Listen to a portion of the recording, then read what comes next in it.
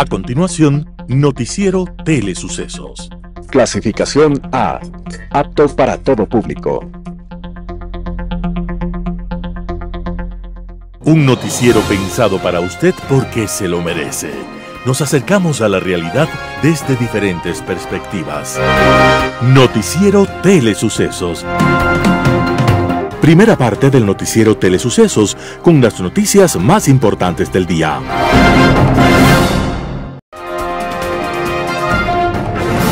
Un día como hoy. Un domingo, cerca de París, algunos parroquianos se encaminaron, como siempre, al único burdel del lugar. Era la forma que tenían de creerse felices y de creer que creían en el amor. Pero encontraron las puertas cerradas, con adornos de santos, ángeles y vírgenes, e invocaciones a la virtud. Al principio los clientes pensaron que aquello era el milagro de algún santo perverso, pero pronto descubrieron la verdad. Las trabajadoras del burdel decidieron que sus hijas debían hacer la primera comunión. Solidarios, los clientes fueron a la misa. Allí, las trabajadoras del placer, recatadas, miraban con dulzura a sus pequeñas hijas inocentes vestidas como ángeles. En medio de la misa, una de las prostitutas recordó su propia niñez, sus sueños de pureza, de un hogar, de un solo hombre que la amara, con respeto. En fin, pero la vida le había negado todos sus sueños, y entonces empezó a sollozar. Tocados por la emoción, los presentes en aquella misa entendieron la causa del llanto reprimido de la prostituta, y ellos no pudieron ocultar el propio. Ni el cura se salvó, y con la estola se limpiaba las lágrimas y la nariz. Este es un cuento del famoso escritor francés Guy de Maupassant, uno de los grandes de la literatura francesa. Criado en un ambiente religioso, Maupassant, producto de un hogar dividido, experimentó por caminos escabrosos del sexo extravagante y del abuso del alcohol. Su talento exuberante y sus excesos pronto lo llevaron hasta el punto de no retorno y murió en plena juventud, cuando aún le esperaba una mayor gloria en un hospital psiquiátrico. Pero más allá de su precoz partida, recordamos a Maupassant porque había nacido un día como hoy, 5 de agosto de 1850, y le agradecemos siempre sus historias humanas, chispeantes de talento. Las principales noticias del día. Titulares. Danilo Carrera y 6 vinculados más irán a juicio por presunta delincuencia organizada en el caso Encuentro. Ecuador reconoce a Edmundo González como ganador de las elecciones en Venezuela. Arcotel pide a ciudadanos cuidar huella digital tras masiva venta del iris a cambio de criptomonedas. En el segmento de opinión, asqueroso fraude en Venezuela. Los editoriales serán de Simón Espinosa Cordero, El gobierno de los cerdos; Ramiro Ruiz, La revolución como espejismo; Ramiro Rivera, Rasgos del populismo, segunda parte. Noticias del día. Danilo Carrera y 6 vinculados más irán a juicio por presunta delincuencia organizada en el caso Encuentro. El juez anticorrupción Renan Andrade aceptó el pedido de la Fiscalía General este 1 de agosto del 2024 y llamó a juicio a Danilo Carrera Druet. Se trata del caso Encuentro por presunta delincuencia organizada. Además del cuñado del expresidente Guillermo Lasso, están llamados a juicio también como autores directos otros 6 vinculados: Hernán Luque, quien está prófugo en Argentina; Antonio Icaza, Leonardo Cortázar, Naín Mazú, Karen Cornejo y Erika Farías. Según la teoría de la Fiscalía, Danilo Carrera y su amigo Rubén Cherres, asesinado en marzo del 2023, aprovecharon las posiciones de Hernán Luque y de Antonio Icaza dentro de las empresas públicas para direccionar millonarios contratos con el Estado a través de los 4 empresarios señalados. El juez decidió asimismo mantener las medidas cautelares que pesan sobre los procesados: arresto domiciliario para Carrera, prohibición de salida del país y presentación periódica para Icaza, y prisión preventiva para Luque, Cortázar, Mazú, Cornejo y Farías. Además, el juez Andrade ratificó el congelamiento de cuentas y acciones por un monto de hasta 40 salarios básicos y la prohibición de enajenación de bienes.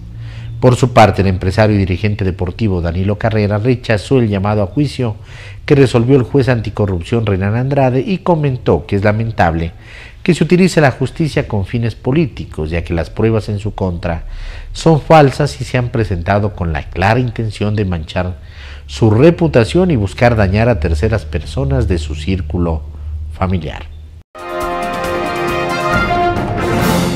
Ecuador reconoce a Edmundo González como ganador de las elecciones en Venezuela. El gobierno de Daniel Noboa reconoció este 2 de agosto de 2024 a Edmundo González como el legítimo ganador de las elecciones presidenciales en Venezuela del pasado 28 de julio. Este pronunciamiento de Noboa llega tras las denuncias públicas de la grave crisis democrática en Venezuela y la evidente manipulación de los resultados del proceso electoral en ese país. Un comunicado emitido por la Presidencia de la República señala que este reconocimiento se fundamenta en el respeto a la legítima voluntad del pueblo de esta nación, expresada con contundencia en las urnas y sostenida por el pueblo con la movilización en las calles durante los últimos días. Señala que el respeto a la democracia, la justicia y la transparencia electoral no es una cuestión de ideologías, sino de principios.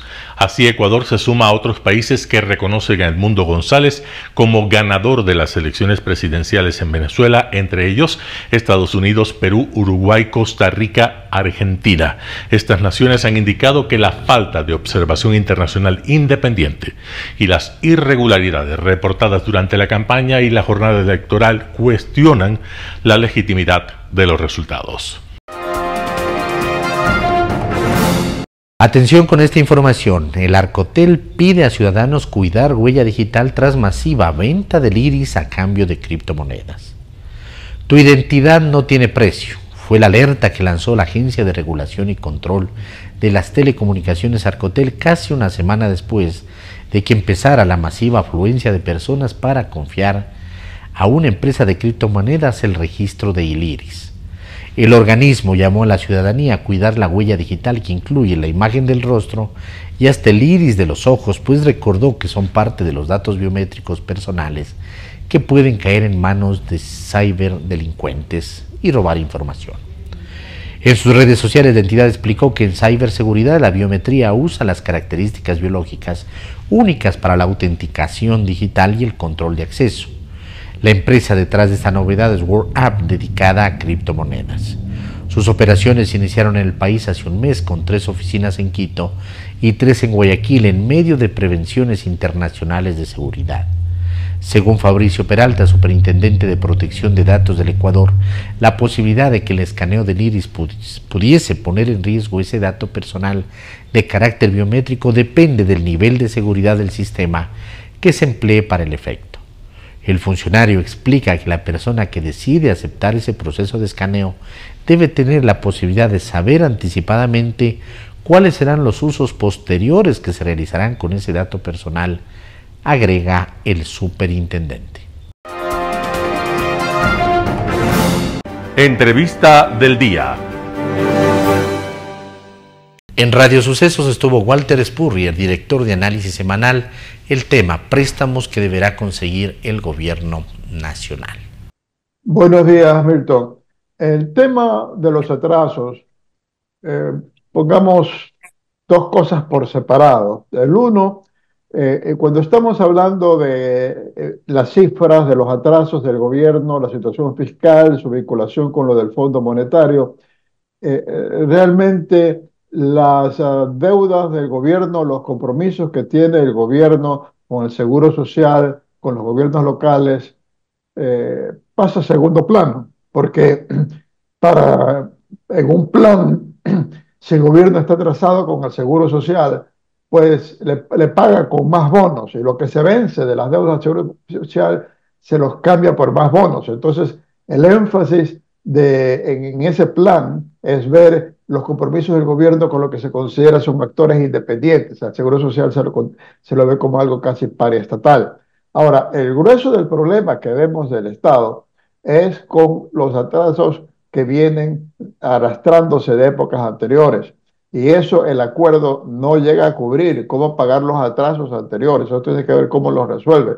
Pero los nuevos compromisos del gobierno en el 2024, y con sus acreedores externos o con acreedores internos que no son parte del gobierno central, está previsto que se pueden cubrir con los impuestos que están vigentes ahora, incluso las contribuciones temporales que hay, y con los desembolsos del Fondo Monetario. Porque esencialmente lo que se ha hecho el Fondo Monetario es decir, mire, te voy a dar las facilidades para que este año y el próximo no tengas ya tantos problemas fiscales porque ya hiciste algo en el año, para el año 2024, subiste los impuestos. El problema se te viene el año 26. Tienes que ver cómo arreglas las cosas para que el año 26 tengas más ingresos y puedas, y puedas emitir bonos. Entonces, esa es un poco la situación. El asunto es de que está cubierto el problema del 2024. Hay dificultades en reducir el gasto del sector público. Es muy difícil de reducir. El gobierno no puede reducir burocracia, no puede, ya no tiene mucho que recortar en inversión porque casi no hay.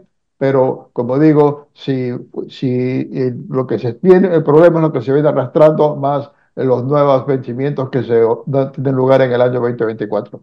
Este es un tema bien importante, economista, el tema de la reducción del gasto. En principio, las primeras semanas del gobierno, quizá los primeros meses, había un compromiso o una oferta de reducir 1.000 millones en el gasto. Después el gobierno dijo, no, vamos a hacer solo 500. Había una lista incluso de entidades públicas que constaban como que podrían ser eliminadas.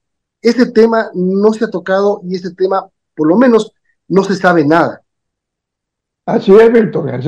Es un problema porque cuando ves esa lista de entidades que se pueden eliminar, y dice sí, que las eliminen, pero al final es el compromiso del gobierno es que a los empleados los reubica en otras entidades. Entonces solamente se va los ministros, los directores de los departamentos, etcétera, una parte muy pequeña del gasto, pero se mantiene el personal. Entonces el gobierno debería poder de alguna manera ir purgando personal, pero ahí tiene problema con las cortes, ¿no? Que las cortes lo obliga a incluso el personal que ha despedido a reincorporarlo. Y ese es un problema que ha tenido este gobierno, que tuvo el gobierno de Lazo, y eso es lo que le dificulta el poder reducir el número de empleados públicos.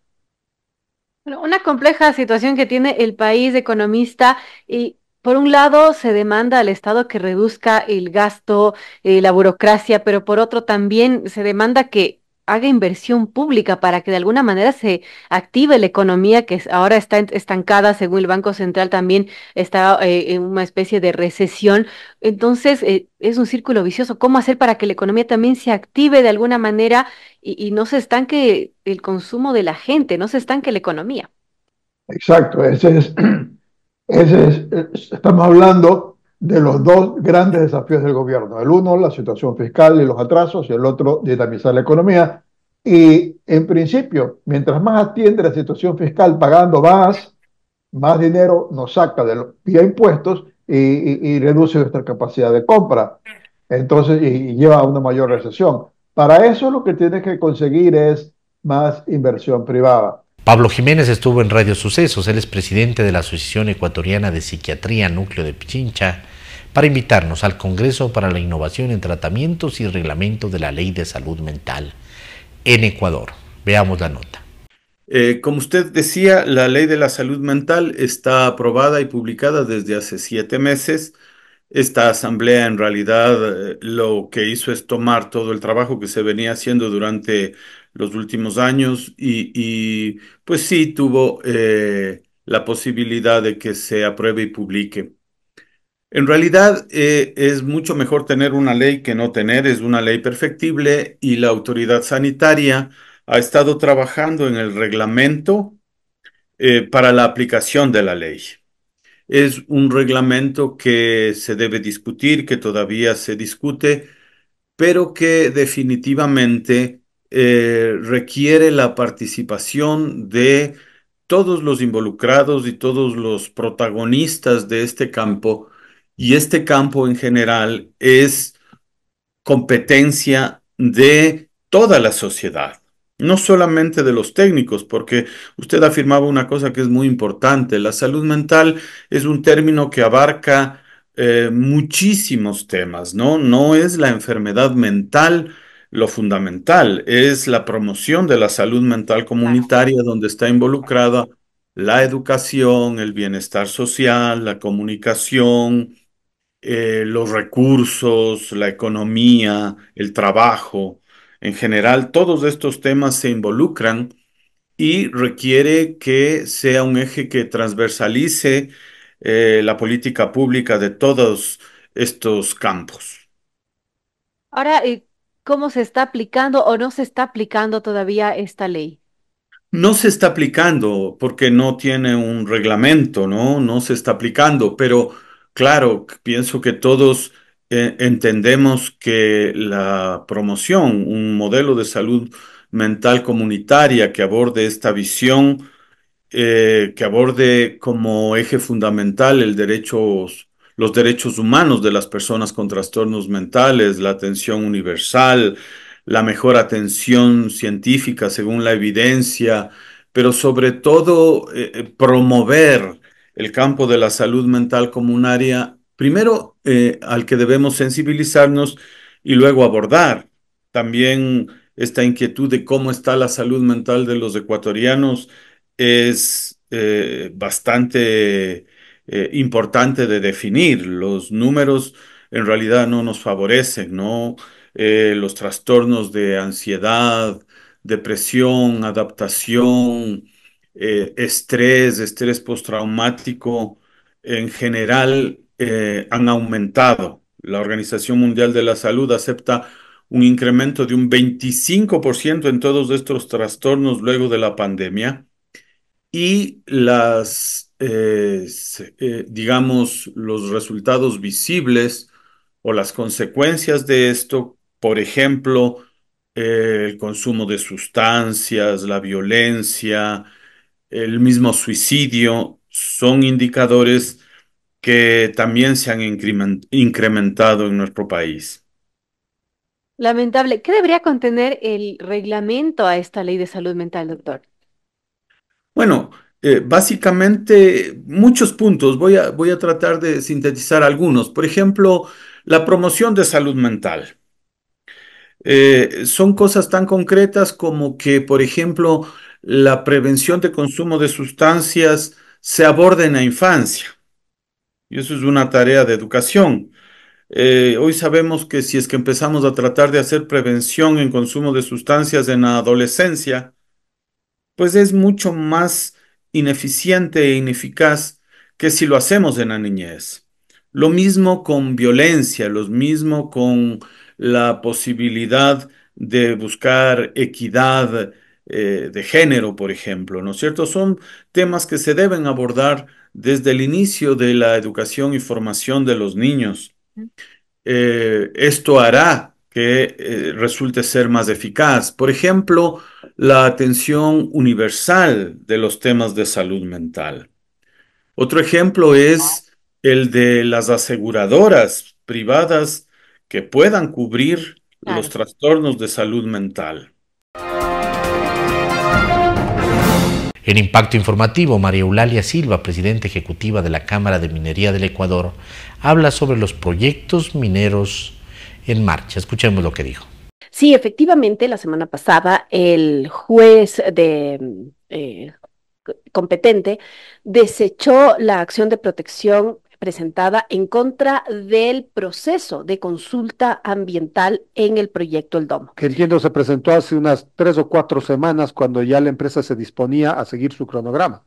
Así es, para el público que no está familiarizado con toda esta cadena de permisos, para que una actividad minera entre en construcción, en este caso un proyecto de la canadiense Curi Mining, en el cantón Las Naves, con más de 300 millones de dólares de inversión. Para que esto sea posible es necesario una licencia ambiental. A su vez, esa licencia ambiental necesita que repose en una consulta ambiental que sea llevada a cabo por el Ministerio del Ambiente. Esa consulta ambiental se hizo y se hizo con todo éxito. Si bien la consulta ambiental no tiene poder de veto, pero en ese proceso se levantaron inquietudes de más de 1.100 personas venidas del área de directa influencia del proyecto. En esa consulta finalmente se les pregunta, bueno, ¿y usted está o no está de acuerdo con que se desarrolle este proyecto? El 98% de los consultados dijo, sí, sí estamos de acuerdo. Y estaban de acuerdo, ¿por qué? Porque obviamente en esa zona, en el Cantón Las Naves, provincia de Bolívar, las oportunidades no es que abundan, ¿no? Hasta que llega la minería responsable, la minería estandarizada, y pues las personas de las comunidades de directa influencia estuvieron a favor. Insisto, no es un proceso que tiene poder de veto, pero sí en algún momento, después de levantar y sistematizar y tratar todas las inquietudes, sí se les pregunta. Bueno, pero esta comunidad que ha respondido casi por unanimidad hacia los beneficios que trae la minería sustentable, vive en una provincia donde hay una alta influencia indígena y donde hay una alta presencia de los frentes antimineros. Así Yo es. recuerdo el año 2019 que en otros emplazamientos mineros se enfrentaron con la policía y detonaron algunos vehículos de las fuerzas del orden. Así es. Entonces, ¿qué pasa luego de esto? Se termina la consulta ambiental con toda la transparencia y con el debido proceso, y es entonces cuando el Ministerio del Ambiente otorga la licencia ambiental que le permite al proyecto El Domo iniciar la construcción y posterior explotación del yacimiento. Sin embargo, la CEDU, entre otros organismos, Comisión Ecuménica de Derechos Humanos. presenta una acción de protección cuestionando esa consulta ambiental, diciendo que no habían sido convocados todos los que debían haber sido convocados. La semana pasada, el juez competente finalmente desechó esa acción de protección, avalando el debido proceso llevado a cabo en la consulta ambiental. Eso es positivo, pero aún más importante para nosotros es la vigilia voluntaria que hizo toda la comunidad al pie de la oficina del juez, justamente para precautelar de que su derecho a que se respete su voluntad y su opinión en esa consulta ambiental sea precautelado. Son comunidades que están desesperadas por tener trabajo, por tener dinamismo en su economía, que además han visto cómo se ha manejado el tema ambiental y que están de acuerdo en el desarrollo de este proyecto. Ahora, escuché que habrían apelaciones a la decisión del juez. ¿Eso se podría cristalizar? Sí, de hecho todavía caben apelaciones y es el derecho de los accionantes en este caso, pero ya nos deja un excelente primer precedente, ¿no? Ha sido desechada esta acción y más importante, insisto, todavía es la actitud que ha tenido las comunidades de influencia al unirse, al permanecer en vigilia y al estar expectantes de que se respete su derecho. Un panorama de noticias para su estatura intelectual.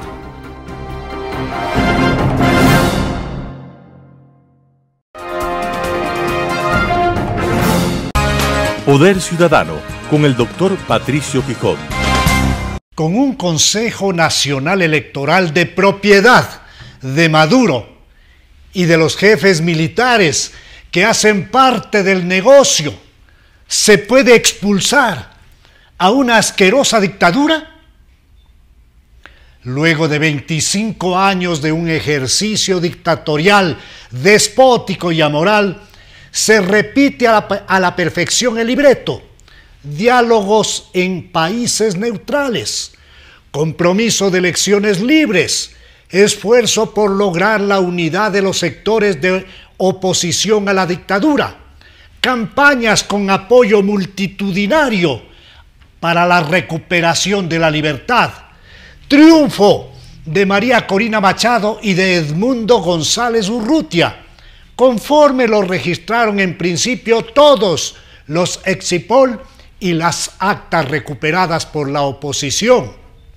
Y finalmente, con abierto apoyo de capitostes maduristas vestidos de militares, el mundo mira con profundo desprecio, una vez más, la instrumentalización de un grosero y monumental fraude ejecutado por un Consejo Nacional Electoral de propiedad del dictador, que sin publicar el proceso de validación de actas ingresadas y computadas, anunció que Nicolás Maduro Moros ha obtenido el triunfo para un nuevo periodo electoral presidencial de 6 años, burlándose de la voluntad popular expresada en las urnas y, lo que es más repugnante, pisoteando elementales principios morales, ignorando la existencia de una comunidad internacional que no se quedará, esta vez con brazos cruzados, a la hora de denunciar en todos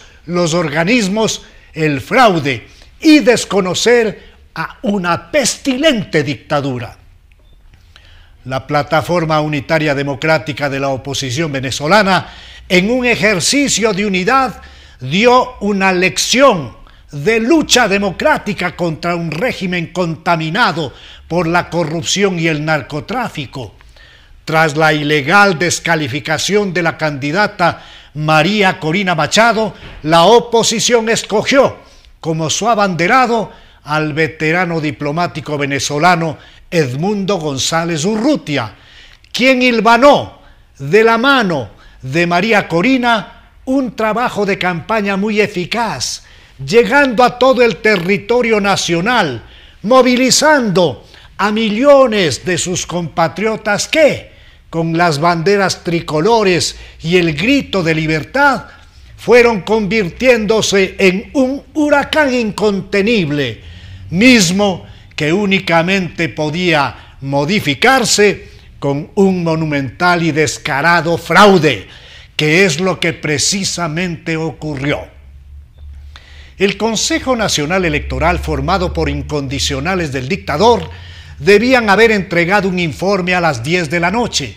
Todo el país y el mundo esperaba con ansiedad dicho reporte de avance de escrutinios, mas los primeros en aparecer fueron una docena de militares enfundados en trajes de guerra para ofrecer declaraciones del general Padrino, que funge de ministro de Defensa, quien ya entregó clarísimas pistas del complot ensamblado para burlarse una vez más de la decisión popular ampliamente expresada en las urnas.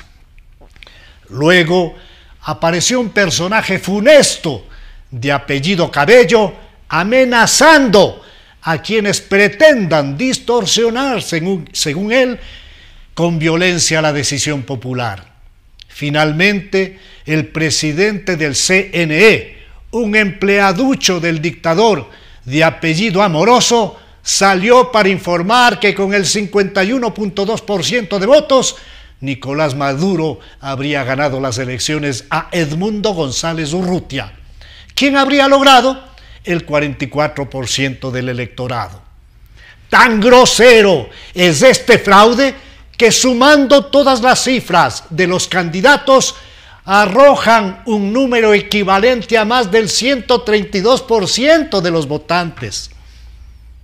Frente a este nefasto panorama que se vuelve a repetir en Venezuela, debe quedarnos muy claro que el régimen de Maduro es antidemocrático, violador de todas las instituciones y marcos regulatorios de orden democrático. Es una dictadura, lo digamos, que ha cooptado los mandos de las Fuerzas Armadas, así como a la Fiscalía, la Justicia, la Policía.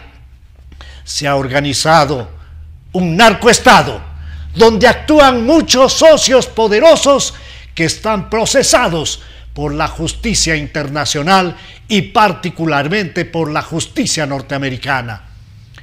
Con los antecedentes expresados, considero que corresponde a la comunidad internacional una reacción firme y efectiva que busque el respeto a un pueblo que ha sido víctima del crimen organizado desde el Estado y que busca desesperadamente su liberación.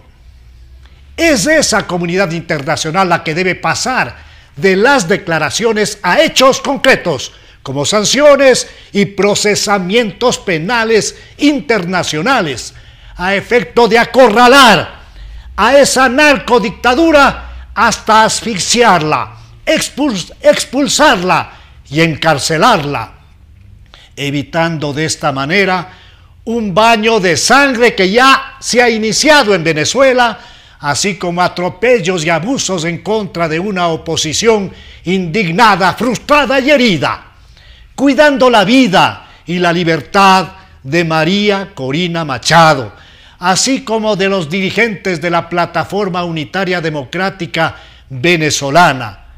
Nuestro país, el Ecuador, se salvó de la perpetuación de un modelo dictatorial y populista similar, gracias a la firme acción de abandonar la propuesta totalitaria adoptada por el presidente Lenín Moreno. Este hecho no podemos omitirlo en la historia de un país en el que, a pesar de lo indicado, se mantienen instituciones como el Consejo Nacional Electoral, el Consejo de Participación Ciudadana y Control Social, así como una parte de los aparatos de justicia en donde se privilegian oscuros intereses de la revolución ciudadana. Editorial. El gobierno de los cerdos, Simón Espinosa Cordero. El argentino Luciano Lamberti, en su novela El gobierno de los cerdos de 2010, trata de la corrupción del poder y de la decadencia moral de la sociedad subyugada. Lamberti intenta convencer al lector de que la responsabilidad del sistema complejo e irracional imaginado en su novela merece ser calificado como el gobierno de los cerdos, porque la responsabilidad de tal miseria es compartida por los dueños del chiquero que se benefician de él y por los que sufren bajo su yugo sin hacer nada realmente eficaz para evitarlo. ¿Por qué el venezolano Simón Bolívar soñó con una gran Colombia y no con una gran Venezuela? ¿Será porque en sus guerras de la independencia hispanoamericana fueron los colombianos los que destacaron más que los venezolanos? No, de ningún modo. Colombia era un virreinato del Imperio Español, Venezuela una capitanía general, nosotros una real audiencia. Señalemos además que en los últimos siglos las Fuerzas Armadas venezolanas dieron golpes de Estado y medraron. Han sido más duchos en la política que en no ganar batallas internacionales. Estamos frente a un hecho innegable. Hace 25 años los venezolanos eligieron a sus propios demonios para que los gobernaran. Un sistema político corrupto y malévolo, incluidos los altos mandos militares que han insertado a Venezuela en el eje mundial del crimen organizado del que no saben cómo salir. Al menos 7 millones de venezolanos han huido para poder vivir en otros países con los derechos perdidos en el suyo. El exilio es una dolorosa lucha diaria por la libertad, un modo de protesta ante un poder militar cínico y opresor. Pese al triunfo electoral aplastante y a un liderato heroico, la libertad no pondrá nuevamente su nido en Venezuela sin ayuda militar democrática, sin armas, sin guerrillas, sin una guerra civil, sin una rebelión militar.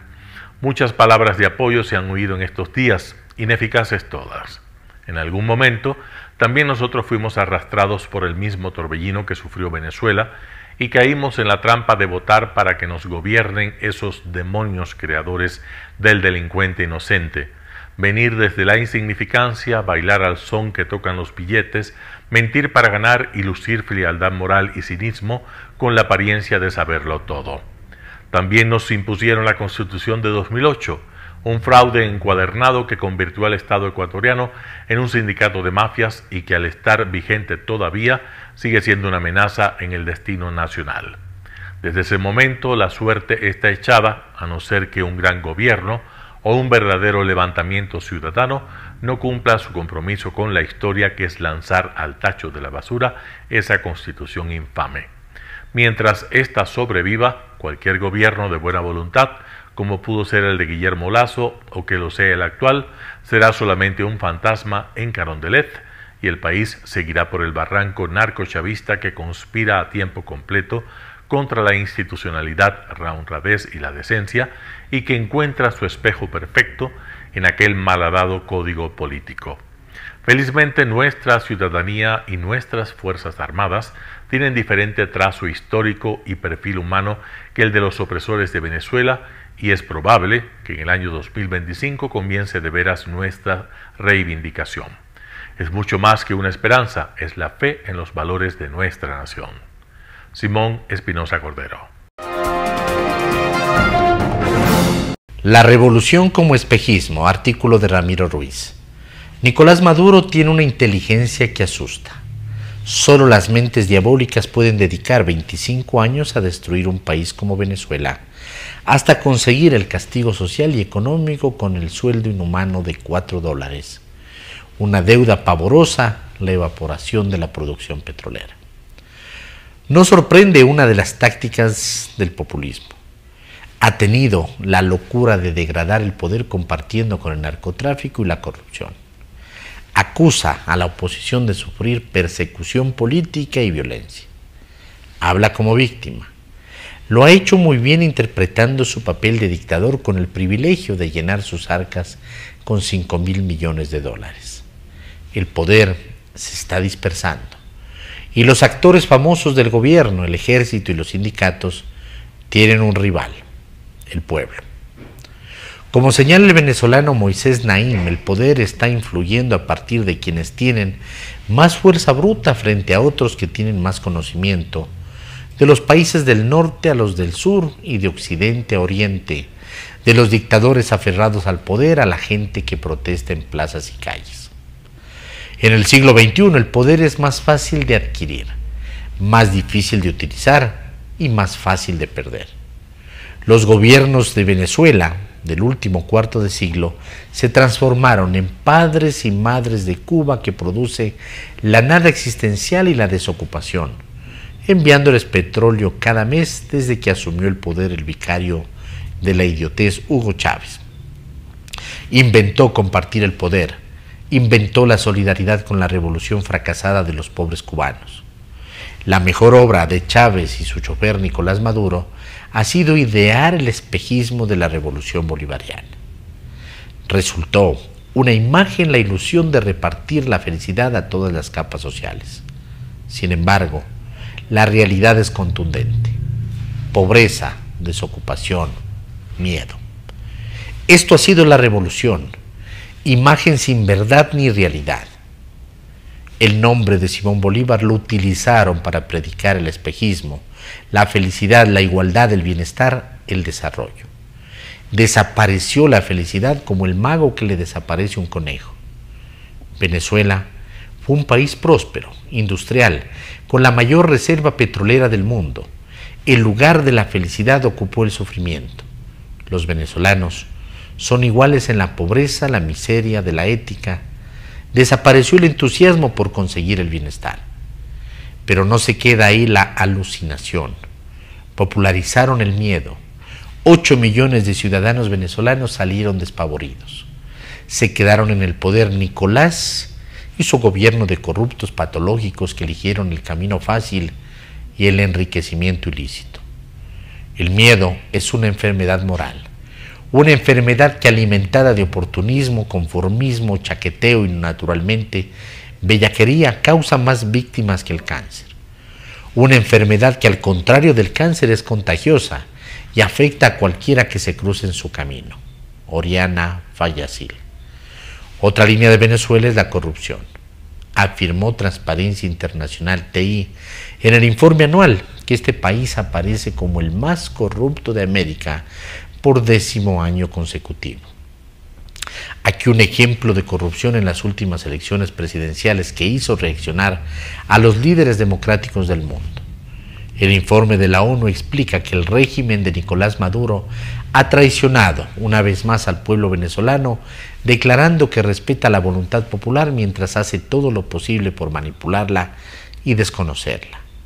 Las protestas estallaron en Venezuela, un día después de que el Consejo Nacional Electoral anunciara la elección de Nicolás Maduro sin mostrar las actas.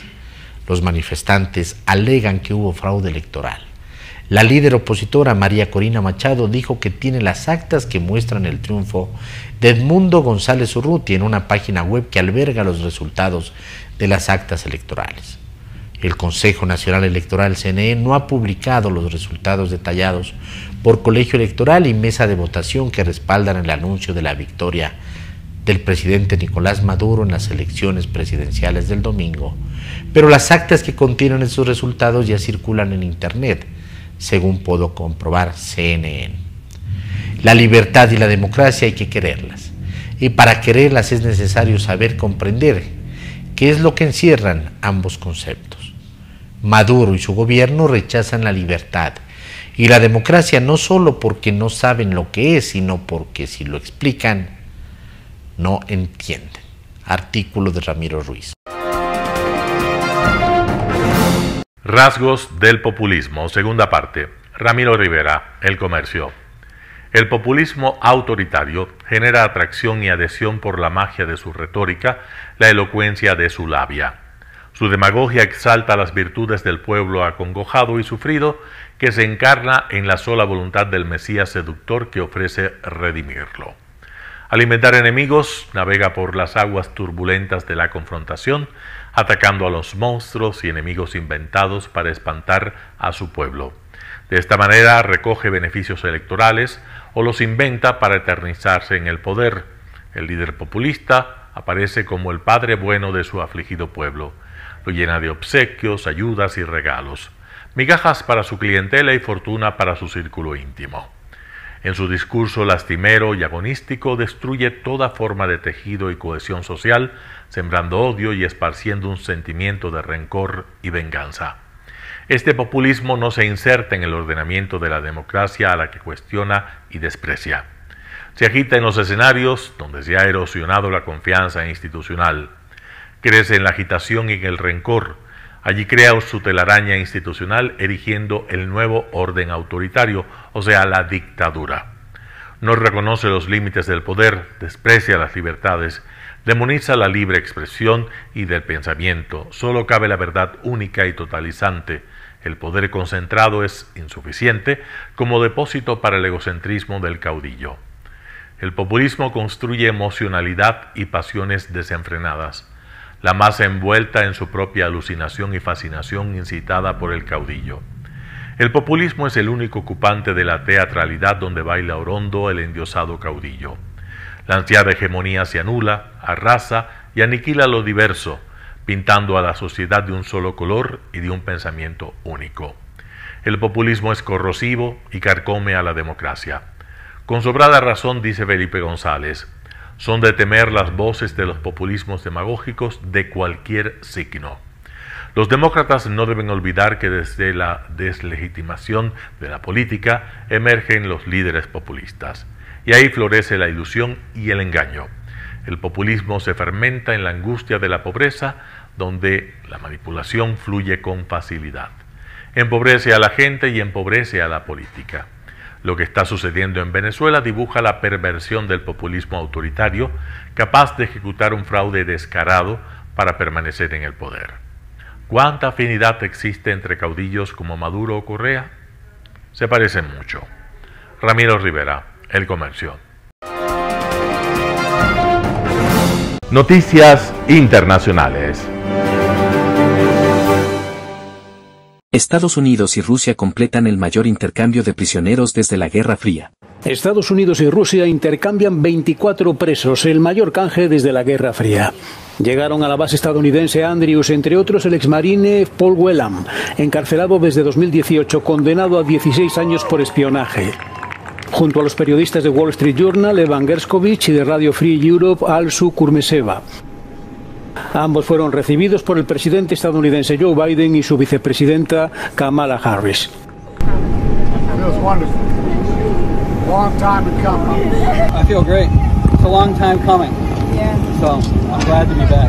El activista de la oposición rusa Ilya Yashin fue liberado y publicó esta foto junto a seguidores del grupo de Navalny. En Rusia, el presidente Vladimir Putin dio la bienvenida a casa a 8 prisioneros que han sido liberados de cárceles de Estados Unidos, Noruega, Alemania, Polonia y Eslovenia.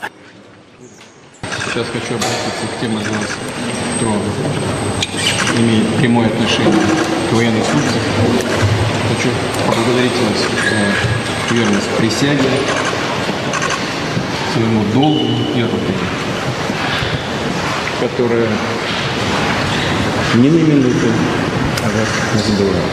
И вот вы дома. El portavoz del Departamento de Estado definió la liberación de los 24 presos como una hazaña de la diplomacia.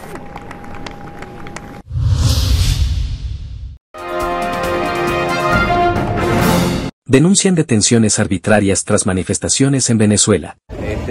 Cientos de venezolanos están a las afueras de comisarías policiales denunciando detenciones arbitrarias en el contexto de las manifestaciones contra la cuestionada reelección del presidente Nicolás Maduro. Muchos de ellos denuncian que cuerpos de seguridad sacaron de hogares incluso a menores de edad. Bueno, estamos desesperados porque nuestros hijos no son ningunos criminales, o sea, no hay pruebas contra ellos que los inculpen, los están haciendo decir que María Corina les pagó para que amedrentaran el país, para que violentaran y los están acusando de ser terroristas. ¿Cómo te sientes como venezolana en esto? Yo me siento frustrada, impotencia lo que tengo, que más quisiera que me dieran a mi hermano e irme de este país. Como venezolana lo digo, quiero irme de este país. No aguanto más. Ya, así no se puede, señores, no se puede. No eran niñas que estaban protestando porque no conocen nada de protesta, simplemente salieron a buscar el teléfono al trabajo de una de las hermanas y no la han dado. Y la niña está trabajando por su enfermedad. Bueno, obviamente él estaba en la protesta como muchos venezolanos y muchos jóvenes que estuvimos en la protesta. Normalmente creo que es un país donde tenemos el libre derecho de protestar y decir lo que queremos y dar nuestra opinión. No creo que por tu opinar y estar ¿sabes?, apoyando otra causa política tenga que pasar todo esto que está pasando. La Fiscalía de Venezuela informó que en las últimas horas al menos 1000 personas han sido detenidas por terrorismo y violencia. El presidente Nicolás Maduro, mientras tanto, pidió al Tribunal Supremo dirimir el conflicto con la oposición y dijo estar dispuesto a ser citado e investigado. Desde Caracas, Venezuela, Nicole Colster, Voz de América.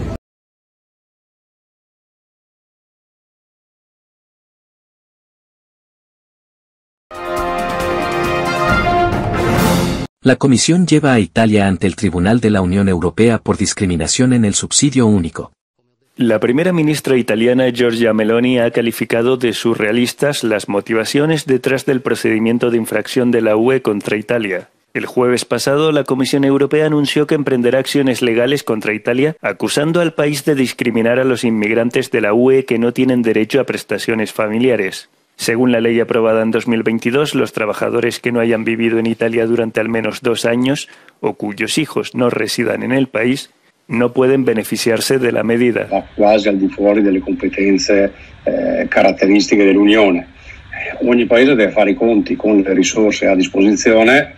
Noi siamo fra i primi 3 paesi più indebitati, nel senso col rapporto debito-PIL peggiore dell'Unione.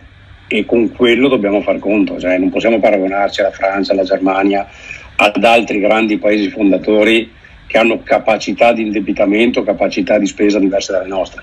El gobierno aumentó en 3.000 millones de euros los recursos para sostener el sistema de prestaciones familiares, pero Meloni señaló que Italia no puede permitirse invertir más. La medida forma parte de las iniciativas italianas para impulsar la tasa de natalidad en el país. La Comisión Europea envió una carta de aviso formal en 2023, seguida de un dictamen motivado posteriormente ese mismo año. Pero como la respuesta del país no abordó suficientemente las preocupaciones de la Comisión, el caso ha sido remitido ahora al Tribunal de Justicia de la Unión Europea. The Commission said that one of the fundamental principles of the EU is that people are treated equally without any distinction of nationality. The case could trigger a heated debate between Rome and the European Commission shortly after Meloni's complaint about the rule of law report's remarks on media freedom in Italy. Giorgio Orlandi for Euronews in Rome.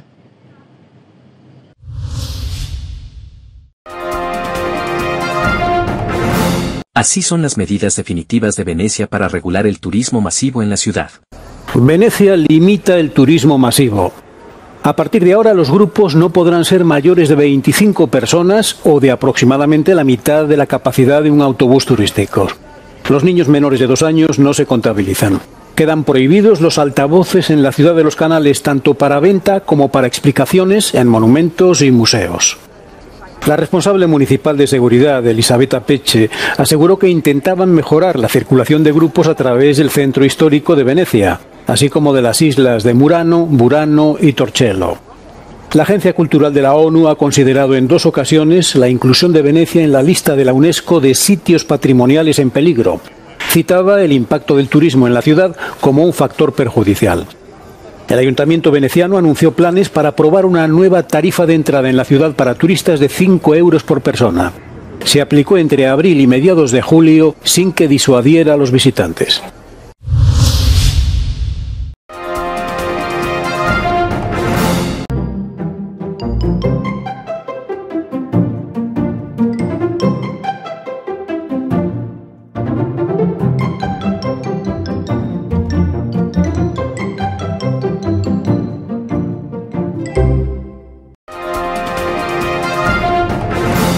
Telesucesos Sports. Deportes, deportes, deportes. Todas las tardes, 4 horas de lunes a miércoles, de 14 a 17 horas. Los jueves y viernes, 6 horas, de 12 a 20 horas. Desde Arena Telesucesos. Transmisiones en vivo, siempre Ecuavoley. Y luego, deportes para recordar. Todas las tardes, deportes en Telesucesos Sports, bajo la dirección del arquitecto David López. La visión objetiva de quien vive el deporte. Sucesos deportivos, visión de un equipo de opinión joven de comunicadores. Telesucesos, llegamos con nuestra señal a los sectores populares de nuestra ciudad. Quienes no tienen televisión por suscripción atenderán nuestra señal sin costo en Canal 29 UHF Telesucesos. Siempre ecuatorianos, resaltamos nuestra identidad.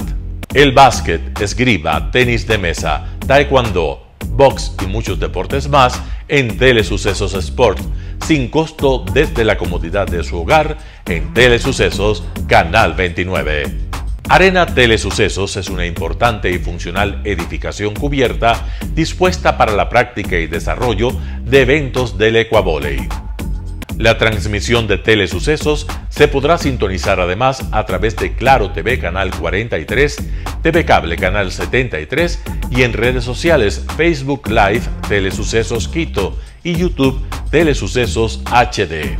Si deseas asistir a los encuentros en vivo de Ecuavoley, comunícate con nosotros a los números de teléfono 2021-224 o al 0989-973-725.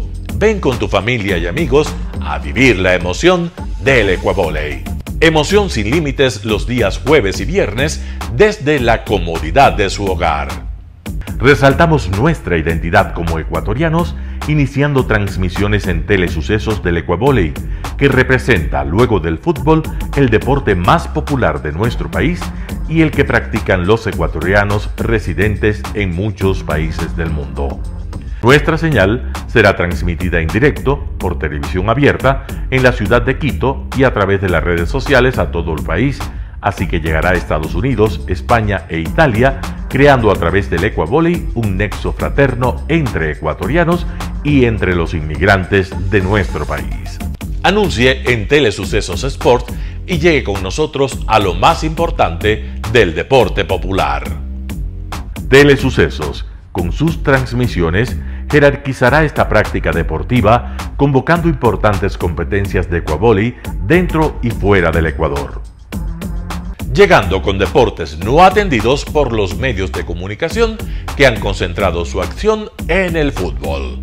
El tenis, box, golf, racquetball llegarán a su pantalla de televisión en tiempo real a través de Canal 29 UHF, competencias que podrán ser atendidas a través de Facebook, YouTube y vivir los encuentros deportivos en directo y en tiempo real. Esté atento a nuestros horarios especiales de transmisión los fines de semana y feriados. Usted y su familia disfrutarán desde la comodidad de su hogar de las emociones del Ecuavoley, deporte tan nuestro. Somos inéditos y para ello disponemos de un escenario cubierto propio, Arena Telesucesos, desde donde transmitimos nuestros encuentros masculinos y femeninos de este deporte. Simple y gratuito. Llama a nuestros números de contacto 2021-224 o al 0989-973-725 y regístrate como invitado especial para nuestros eventos en vivo. Arena Telesucesos, el escenario cubierto para la práctica del deporte 100% ecuatoriano, el Ecuavóley. Telesucesos es un canal de televisión que incorpora a su programación manifestaciones culturales y deportivas que marcan la identidad de nuestro país. Consideramos que el Ecuavóley es una manifestación deportiva con partida de nacimiento popular y nombre propio ecuatoriano. Arena Telesucesos, funcional espacio cubierto para la práctica y desarrollo del deporte. Arena Telesucesos, el escenario para campeones. Arena Telesucesos atiende deportes de su preferencia: básquetbol, tenis de mesa, esgrima, taekwondo, fútbol sala, box, halterofilia. ¿Cómo llegar? Nuestras instalaciones se encuentran en el norte de la ciudad, en un sector de gran crecimiento y desarrollo urbano al que se accede a través de la vía E35, más conocida como la Avenida Panamericana Norte. Desde el centro comercial El Portal, a 2 kilómetros a la derecha, se encuentra la calle García Moreno, antiguo camino a Llano Grande, una arteria en la que se desarrollan dinámicos comercios. Junto al centro comercial Ciudad Alegría, a 100 metros, hemos llegado a nuestras instalaciones, Arena Telesucesos, la cancha del Ecuavóley. Por fin tiene usted un espacio de difusión de su deporte preferido. Telesucesos, el canal de televisión siempre inédito. El noticiero Telesucesos es retransmitido de lunes a viernes a las 7 horas por Radio Planeta Sur 106.1 FM de la ciudad de Loja. Noticiero Telesucesos. Las opiniones vertidas en este espacio por la producción y dirección del programa son de exclusiva responsabilidad de sus autores y de quienes intervienen en ellos.